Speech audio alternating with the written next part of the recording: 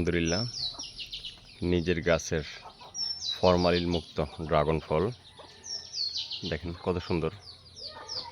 এই গাছে এই যে আবার ফুল আসছে, ওদিকে আছে, এখানে যদি দেখাই এখানে আবার ফুল চলে আসছে।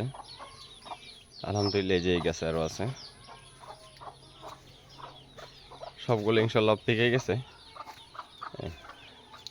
এরপর আবার এখানে আছে ফুল, এখানে আবার আরেকটা নতুন ফল আসছে। মোটামুটি ইনশাল্লাহ এবার আমার যতগুলো ফুল আসছে সবগুলোই ফল টিকছে।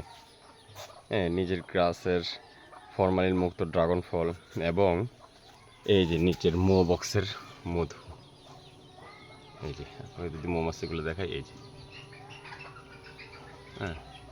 সবগুলো আমরা একসঙ্গে খেতে পারবো।